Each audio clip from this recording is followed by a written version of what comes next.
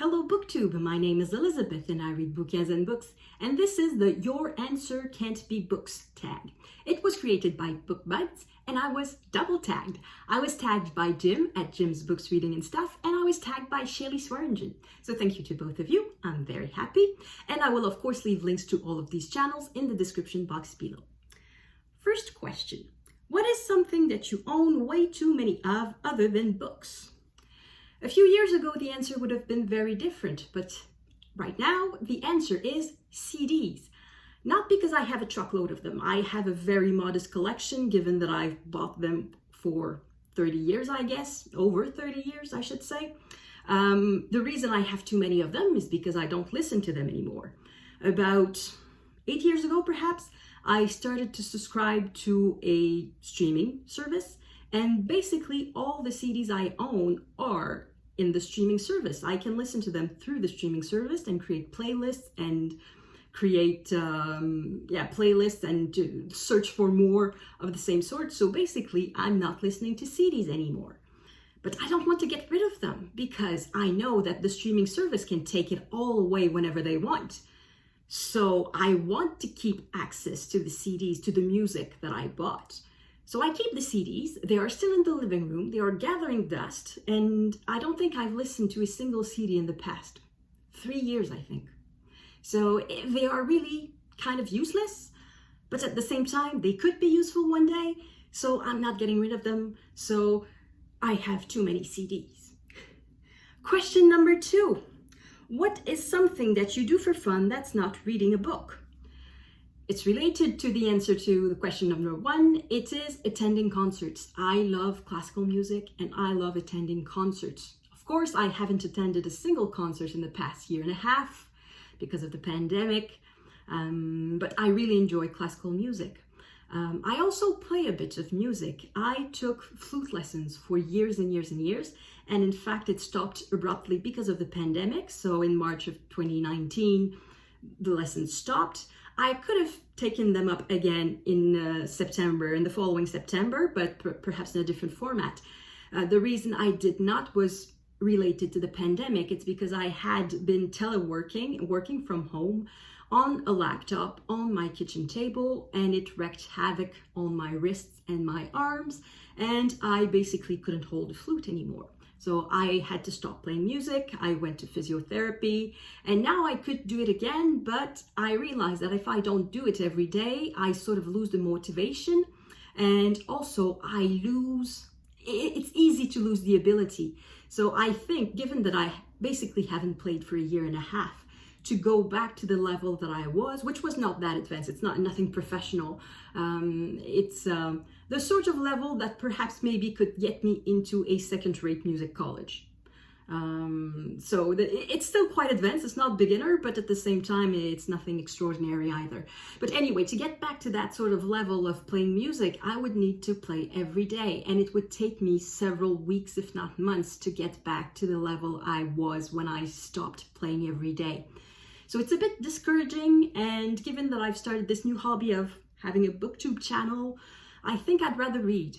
But if theoretically the answer to the second question is music, that's something fun that I do outside of BookTube, of reading a book, sorry, and BookTube.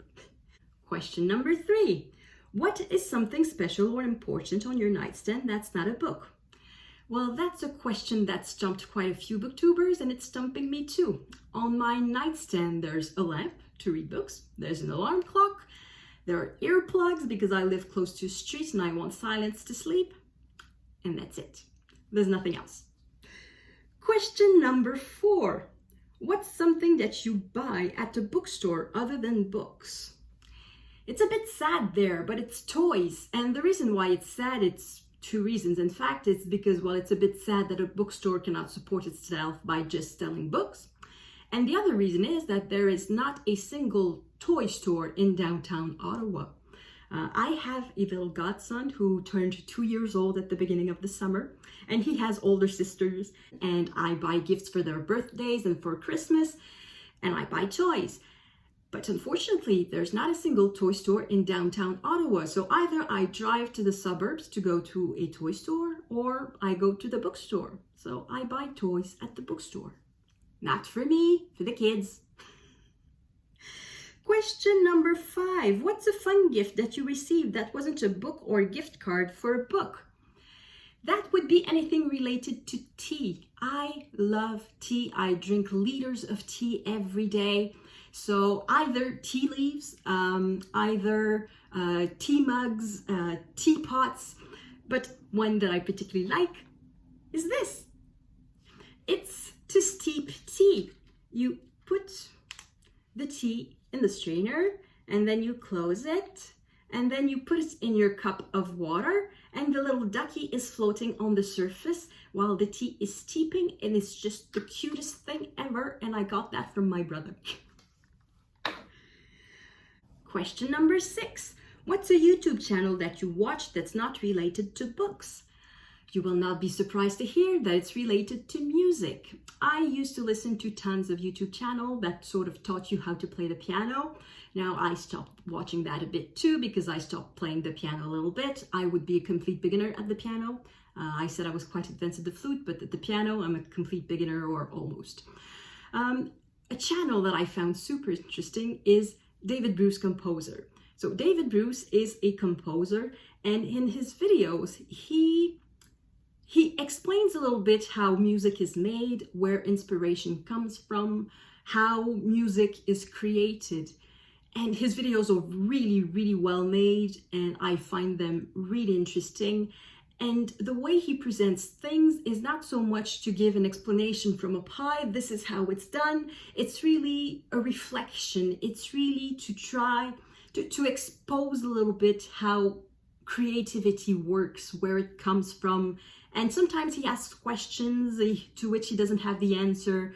And I find it fascinating, and it's interesting, and the videos are very well made. They look extra professional. It's really not just some person. I would be interested even if he was just doing what I do, that is filming on his phone and leave it at that.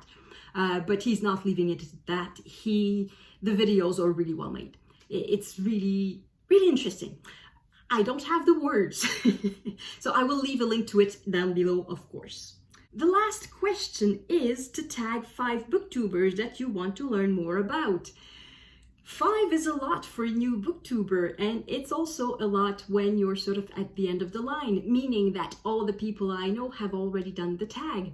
So I will take the easy way out and say, if you want to do the tag, please do it. And that is it for me. Thank you very much everyone for watching. I will see you in the next video. À la prochaine!